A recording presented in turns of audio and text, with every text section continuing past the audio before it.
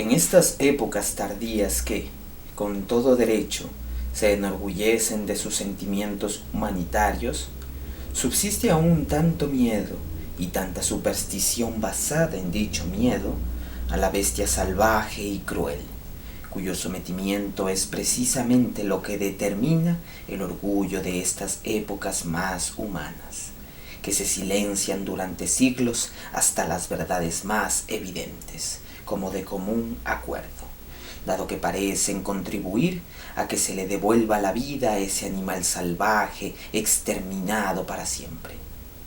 Tal vez estoy corriendo un cierto riesgo al descubrir esa verdad, que otros la vuelvan a capturar y le den de beber la cantidad requerida de leche de la forma piadosa de pensar hasta que vuelva a quedarse tranquila y olvidada en su antiguo rincón. Hemos de cambiar las ideas que tenemos acerca de la crueldad y abrir los ojos. Es preciso, en fin, aprender a ser impacientes para que no sigan campando por sus respetos con esos aires de virtud y de impertinencia, errores tan grandes y engreídos como los que han fomentado los filósofos antiguos y modernos respecto a la tragedia, por ejemplo. Mi tesis es que casi todo lo que llamamos cultura superior se basa en la espiritualización y en la profundización de la crueldad. El animal salvaje del que antes hablaba no ha sido exterminado ni mucho menos. Vive, prospera y únicamente ha sido divinizado. La crueldad es lo que constituye la dolorosa voluptuosidad de la tragedia.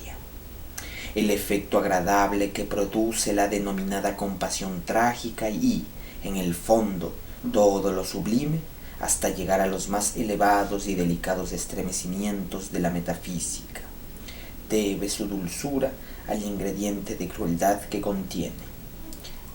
Lo que hacía que los romanos gozaran en el circo, los cristianos en el éxtasis de la cruz, los españoles en los autos de fe y en las corridas de toros, los japoneses actuales que se agolpan para contemplar una tragedia, los obreros de los suburbios parisinos nostálgicos de revoluciones sangrientas, la wagneriana que soporta a Tristán e Isolda con la voluntad suspendida. Lo que todos ellos disfrutan y aspiran a beber con misterioso ardor no es más que el aromático brebaje de esa gran Circe que tiene el nombre de crueldad. En este punto hemos de dejar de lado esa estúpida psicología de antaño que sostenía que la crueldad solo surge a la vista del sufrimiento ajeno. También se da un goce intenso, intensísimo, ante el sufrimiento propio, ante el dolor que nos infligimos y siempre que el hombre, dejándose convencer, se niega a sí mismo a la manera religiosa o se mutila, como hacen los fenicios y los ascetas, o, en general, renuncia a sus sentidos y a su carne en señal de arrepentimiento, sufriendo los espasmos de la penitencia al modo puritano, la vivisección de la conciencia y el pascaliano sacrificio del intelecto. Lo que le impulsa y le incita íntimamente a ello no es sino la crueldad, el peligroso estremecimiento de una crueldad dirigida contra nosotros mismos. Consideremos, por último, que incluso el hombre que se dedica al conocimiento, cuando obliga a su espíritu a que conozca en contra de la inclinación de ese espíritu y en contra también muy a menudo de los deseos de su corazón, esto es, cuando le obliga a decir no, mientras que él querría decir sí, amar y adorar, actúa como un artista y glorifica la crueldad. Considerar las cosas de una forma profunda y radical es ya una violación, un deseo de hacer daño a la voluntad básica del espíritu, que tiende siempre a la apariencia y a lo que se encuentra en la superficie. En toda voluntad de conocer hay ya una gota de crueldad.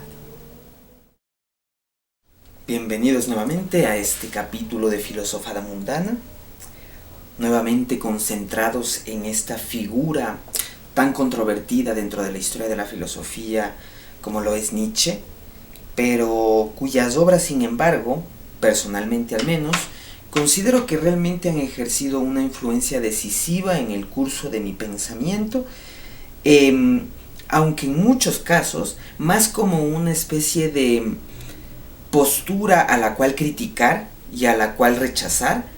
Pero inclusive esto es importante, hay que también destacar aquellas posturas que nosotros contradecimos, porque en función de aquellas posturas que nosotros rechazamos es que también construimos nuestra propia postura. Por eso es que, claro, Nietzsche, nuevamente acudo a Nietzsche, claro, cuando uno va a focalizarse en el enemigo al cual quiere atacar, tiene que darse cuenta de que no cualquier personalidad o figura puede constituir un enemigo como tal, sino que en cualquier caso vendrían a ser seres despreciables, seres repugnantes, pero propiamente no enemigos. Los enemigos exclusivamente se dan en el plano de igualdad. Es decir, cuando yo veo que hay otro sujeto que es contrario a mis posturas, pero que está a mi mismo nivel de preparación filosófica, por ejemplo, entonces, claro, puedo considerarlo mi enemigo, pero porque tiene una determinada preparación filosófica comparable con la mía y tiene unos conocimientos y contenidos filosóficos bastante rigurosos, pero que sin embargo esos contenidos le llevan a una postura filosófica contraria a la mía. Entonces a esa persona yo le puedo considerar un enemigo porque está a mi mismo nivel de preparación filosófica y por ende, si bien él está en contra de mis tesis, pues eso no implica que no lo pueda considerar a mi nivel de igualdad. Y que en ese sentido ahí sí se pueda generar una enemistad, un carácter de enemigos. Porque, claro, podría considerar que esa persona está a mi nivel, pero es contrario a mí. Entonces, sobre esa persona fundar dialéctica. Sobre esa persona leer sus productos y precisamente contradecir determinados productos, ¿no?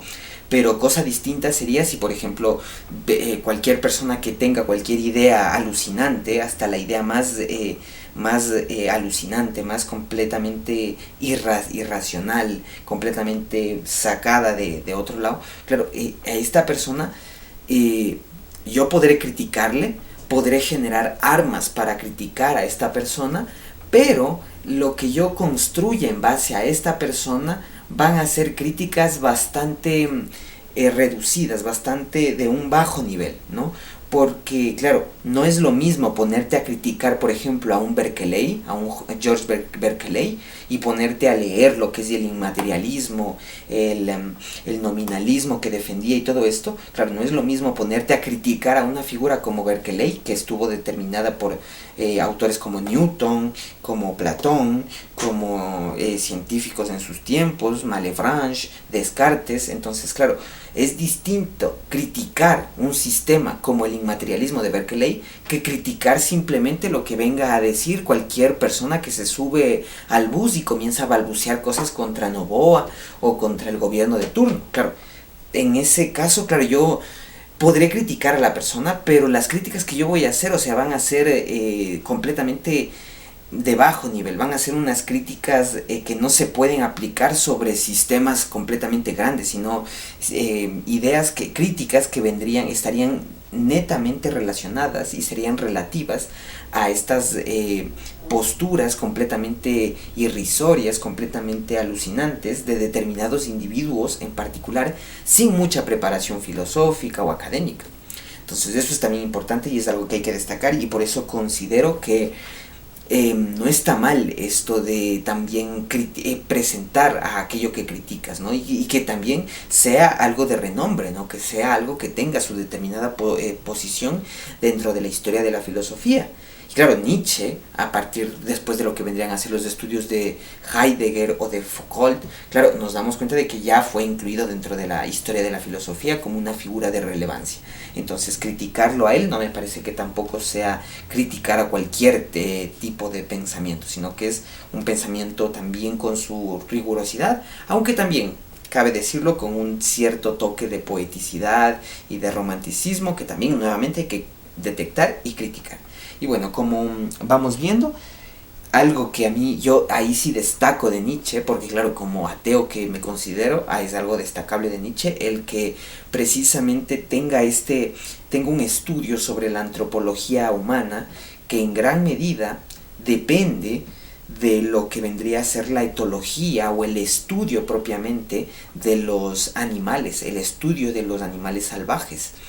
Inclusive un estudio también fisiológico. Hay que ver que, por ejemplo, hay muchas obras de Nietzsche en la cual se acude a esta disciplina de la fisiología para explicar precisamente la constitución fuerte y débil de determinados individuos. Pero ya digo, me parece importante destacar que Nietzsche lleva a cabo el análisis de la antropología o lleva a cabo el análisis de la filosofía, de la religión, por ejemplo, desde una perspectiva estrictamente etológica y estrictamente materialista corporeísta. Y esto creo yo que es algo que hay que destacar de este filósofo, porque me parece que es al menos una perspectiva que ya va tendiendo un poco hacia lo que vendría a ser el materialismo que yo defiendo. Y entonces me parece muy bien el estudiar precisamente determinados sistemas como lo son las religiones desde estas plataformas categoriales como lo son también el estudio de los animales salvajes, el estudio de los animales como la etología. Entonces, nuevamente en esta tesis que lo que intenta es un poco explicar que realmente las religiones y las metafísicas en gran medida también lo que han aplicado sobre el hombre es un grado de crueldad, ¿de acuerdo? Que la espiritualización y la divinización del hombre no fue algo producto de simplemente poesía, armonía y cohesión entre todos, no, fue algo netamente surgido de la crueldad entre los seres humanos, de la crueldad impuesta de unos a otros o inclusive autoimpuesta, la crueldad que va dirigida hacia el sacrificio propio, hacia el sacrificio de uno mismo en visión a un fin más grande, en visión a algo más grande. Y esto es muy importante destacarlo porque claro, en gran medida Nietzsche lo que nos vendría a decir es que estas tendencias, él las llama de los fenicios o los ascetas, en las cuales, claro, se mutilarían o harían todas estas, este dolor que se infligirían, claro, en gran medida estas figuras de los ascetas vendrían a constituir un ejemplo de cómo también ese proceso de divinización del espíritu, del alma propia, implica en gran medida sacrificios y por ende un grado de crueldad autoinfligido contra uno mismo. Y esto es muy importante destacarlo porque creo yo que destaca precisamente, y claro, justamente es interesante ver cómo Nietzsche considera que esta figura de la crueldad propia de vestigios de un animal salvaje que intenta ser ocultado, claro, eso es lo interesante, que Nietzsche afirma cuyo sometimiento es precisamente lo que determina el orgullo de estas épocas más humanas. Ojo, claro, estas épocas más humanas, ya alejadas un poco de esa crueldad y de ese sufrimiento de antaño, claro, es interesante ver cómo las sociedades actuales, al presentarse más humanitarias, intentan precisamente relegar a un lado esta figura de la crueldad como un elemento central dentro de la antropología humana. Y claro, en ese sentido, entenderíamos que para Nietzsche, el fenómeno de la crueldad y esta idea de un animal salvaje, de algún modo pretende ser sometida por las culturas humanitarias actuales, pero de que se consiga aquello, claro, lo que Nietzsche nos afirmaría es que no se lo consigue tanto cuanto más se cambia la forma, se transforma, se transmuta la forma precisamente en la que se va a presentar al mundo esta crueldad. Entonces no es que la crueldad o este animal salvaje sean destruidos por completo o sean por completo anulados, sino que se les transmuta para que adquieran nuevas formas. La crueldad a día de hoy ha perdido ese rango animalesco y salvaje que tenía en antaño para volverse más bien algo más divino, algo más eso, algo más divino, algo más espiritual. Y en este sentido es que por eso relaciona precisamente a los ascetas con la crueldad, ¿no? Con la crueldad autoinfligida. Véase esta tesis. Mi tesis es que casi todo lo que llamamos cultura superior se basa en la espiritualización y en la profundización de la crueldad. El animal salvaje del que antes hablaba no ha sido exterminado, ni mucho menos. Vive, prospera y únicamente ha sido divinizado. ¿De acuerdo?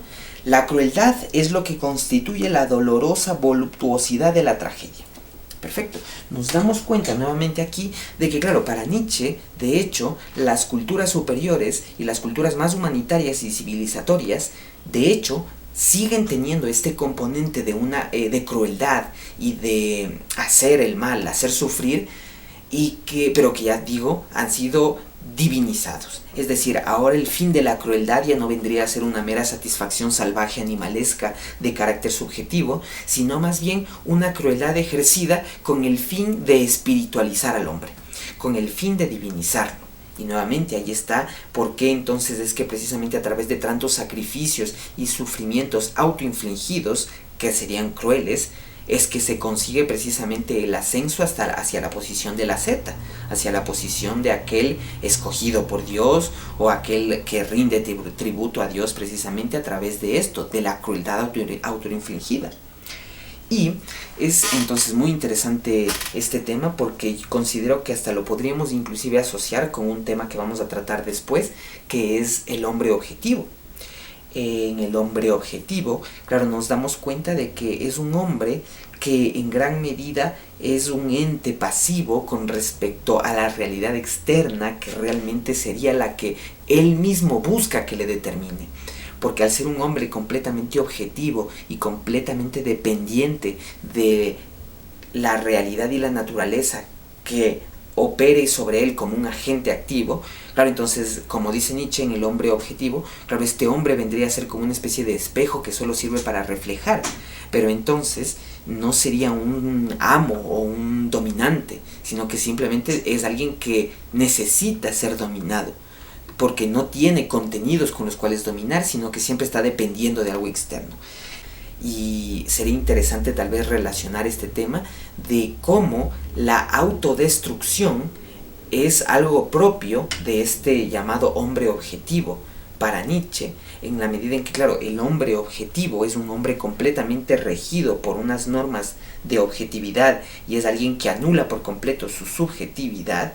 Y entonces, claro, ¿de qué modo se relacionaría con esta postura en la cual el hombre ejerce una crueldad contra sí mismo y se autodestruye a sí mismo con la intención precisamente de poder ser absorbido por el espíritu, por Dios, por esta entidad superior que a través del ascetismo consiga precisamente dominarle, ¿no? Y entonces nos daríamos cuenta de que estas tendencias de crueldad autoinfligida, de hecho, son propias de estos llamados hombres objetivos que se mutilan a sí mismos exclusivamente en función de alcanzar este fin más grande, ¿no? Este fin estoico, este fin que nos envuelva a todos, ¿no? Y porque vamos a ver en esta parte lo que Nietzsche nos dice. En este punto, hemos de dejar de lado esa estúpida psicología de antaño que sostenía que la crueldad solo surge a la vista del sufrimiento ajeno. También se da un goce intenso, intensísimo, ante el sufrimiento propio, ante el dolor que nos infligimos, y siempre que el hombre, dejándose convencer, se niega a sí mismo a la manera religiosa, o se mutila, como hacen los fenicios y los ascetas, o en general renuncia a sus sentidos y a su carne en señal de arrepentimiento, sufriendo los espasmos de la penitencia al modo puritano. Entonces, claro, aquí nos damos cuenta de que en gran medida muchas veces esta crueldad ejercida contra uno mismo está dada en función precisamente de elevar al sujeto hacia algo superior, hacia una idea trascendente de algo, ¿no? Y entonces en ese sentido es que sería interesante tal vez estudiar hasta qué punto el hombre objetivo es alguien que ejerce de una forma muy recurrente, muy continua, esta crueldad contra sí mismo, ¿no?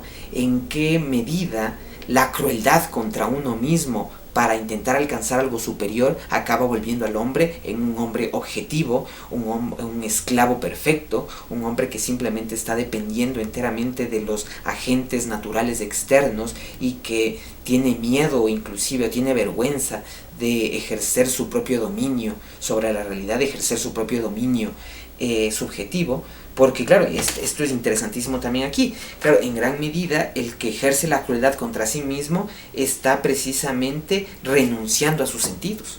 ¿Y qué parte hay más subjetiva dentro de cada uno que no sean los sentidos? Nuestros sentidos son propiamente, y nuestros intereses mundanos, materiales, son los constituyentes de nuestra subjetividad. Si renunciamos a ellos para afiliarnos a una idea de objetividad absoluta, entonces evidentemente nos vamos a estar cayendo en un hombre objetivo y entonces nuestros intereses más subjetivos van a ser vergonzantes, van a ser algo que tenemos que ocultar. Y creo que es allí tal vez un poco donde habría que darle la razón a Nietzsche, ¿no? De hasta qué punto también esta tendencia a la objetividad y esta tendencia a la renuncia de los sentidos y la renuncia de uno mismo supone precisamente una incapacidad para ejercer el dominio propio y resulta en una determinada idea de libertad de otros fenómenos sociales que conducen a la idea de que uno tiene que actuar siempre como un ente pasivo con respecto a la realidad y no operar como un ente dominante. ¿De acuerdo? Es muy interesante esto porque me acaba de venir a la mente un texto que estoy haciendo, que lo voy a subir en Substack, tal vez también lo sube en Blogger, pero quiero subirlo en Substack porque es en contra de una figura bastante conocida dentro de Substack, que se denomina la gata geopolítica y que hace algunos textos que son bastante buenos. Pero me parece, hay un texto en especial que yo estoy realizando ahí una crítica y que está muy versado sobre este tema, ¿no? Sobre la idea de libertad como una entidad activa, ¿de acuerdo? Una entidad dominante que actúa sobre la realidad, que opera sobre la realidad. Y que en cualquier caso una idea de la libertad en la cual simplemente sea concebida como una pasividad que se deja controlar por la realidad externa, claro, en ese sentido yo sería muy crítico con una filosofía de la libertad de ese tipo. Y me parece que, bueno, por aquí va un poco la cuestión, ¿no? Pero ya en futuro verán este texto y creo que va bastante relacionado con este tema del hombre objetivo, de la renuncia de uno mismo en base a la crueldad que operamos contra nosotros para llegar a un ser superior. Y claro, entonces es interesante esto, ¿no? Pero bueno, para concluir, tampoco quiero que se lleven el mensaje de que no, tienes que hacerlo todo porque te surge como un capricho, porque te surge como un gusto, como un placer, y únicamente tienes que perseguir lo que tú quieras, tu voluntad es reina y todo eso. No va tanto por ese camino. Sí va por un camino en el cual tienes que también aprender a reconocer aquellas actividades y aquellas operaciones en las cuales sientes que puedes tener un determinado dominio y te gusta ejercer semejante dominio y de hecho explotes ese dominio que tú estás ejerciendo, y si eres un buen líder entonces ejerzcas ese dominio, no tengas vergüenza de hacerlo por alguna idea que te hayan impuesto sobre cómo debe ser lo objetivo, cómo debe ser las reglas objetivas que te controlan, las reglas naturales. Claro, no dejarte determinar tanto por esas ideas externas, sino también darle importancia y valor a tus propias ideas internas, ¿no? A tu propia subjetividad interior, también darle un determinado peso, ¿no? Tampoco me voy a plantear aquí en un plano netamente objetivista, en el cual anule por completo el valor o la importancia de la subjetividad, no, en absoluto, sino que yo diría que inclusive este video va más dedicado a eso, a un poco darle una salvaguarda a la subjetividad ante estas corrientes que nos imponen constantemente ideas de objetividad que anulan precisamente anulan nuestra posibilidad de poder gozar de nuestra subjetividad o tan siquiera sentirte bien gozando de tu subjetividad, ¿no? Habría determinadas tendencias que irían por ese sentido, y en este sentido yo considero que sí, que hay que darle importancia, digo, a los contenidos internos, pero tampoco exageremos, ¿no? Tampoco es que nos vamos a estar poniendo aquí a creer que lo esencial es regirnos por nuestra subjetividad interna y ya está. No. De hecho, yo considero que esta forma de crueldad asociada con el hombre objetivo, de hecho es lo que precisamente genera que el hombre pueda conseguir precisamente elevarse, ¿no? Que el hombre consiga elevarse hacia nuevas esferas de su potencialidad, que adquiera nuevas habilidades, que adquiera nuevos conocimientos, precisamente en función de esta disciplina. Porque a la larga, la crueldad autoimpuesta con la finalidad de alcanzar un fin superior es lo que se denominaría la disciplina. La disciplina es eso. Y no podemos decir que la disciplina no sea importante, porque de hecho es a través de la disciplina que conseguimos llegar a los objetivos que nos planteamos, más aún cuando son objetivos a largo plazo. Entonces no podemos hacer tampoco de menos a la crueldad autoinfligida, cuando esta crueldad autoinfligida está siendo así por llegar precisamente a un objetivo superior, y está dada en función de una disciplina que está intentando llegar a un lado. Entonces tampoco podemos hacer de menos la crueldad contra uno mismo, porque de hecho yo considero que eso es también lo que define al disciplinado, y el disciplinado es el que precisamente puede llegar bastante lejos, ¿no? Entonces consideremos por último que incluso el hombre que se dedica al conocimiento, cuando obliga a su espíritu a que conozca en contra de la inclinación de ese espíritu y en contra también muy a menudo de los deseos de su corazón, esto es, cuando le obliga a decir no mientras que él querría decir sí, amar y adorar, actúa como un artista y glorifica la crueldad. Considerar las cosas de una forma profunda y radical es ya una violación, un deseo de hacer daño a la voluntad básica del espíritu, que tiende siempre a la apariencia y a lo que se encuentra en la superficie. En toda voluntad de conocer hay ya una gota de crueldad.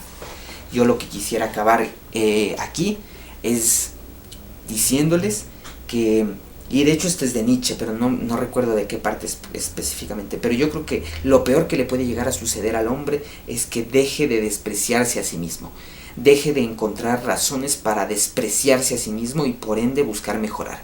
Porque ¿qué es sino el mejoramiento, sino el desprecio de lo que actualmente somos? Si yo busco mejorar de aquí en unos 3 años en determinado aspecto, es porque desprecio lo que actualmente yo soy en ese aspecto. Y por eso quiero mi mejoramiento, quiero mejorar. Entonces, tenemos que despreciarnos a nosotros mismos si es que lo que buscamos es mejorarnos a nosotros mismos. Entonces, vivir en la complacencia, vivir en la conformidad con lo que uno es y vivir siempre sin despreciarse a uno mismo, sino que siempre alabándose a uno, siempre creyendo ser lo mejor, creyendo que nunca se necesita mejoramiento, eso creo que es la quietud absoluta y es realmente el estancamiento intelectual y espiritual. Y entonces lo que yo recomendaría es que no le tengamos miedo a despreciarnos a nosotros mismos, sino que de hecho es bueno despreciarse a uno mismo, más aún cuando este desprecio funciona como la gasolina para empujarnos al mejoramiento de uno mismo. Y eso ha sido todo. Te agradezco si te quedaste. Filósofa la Mundana.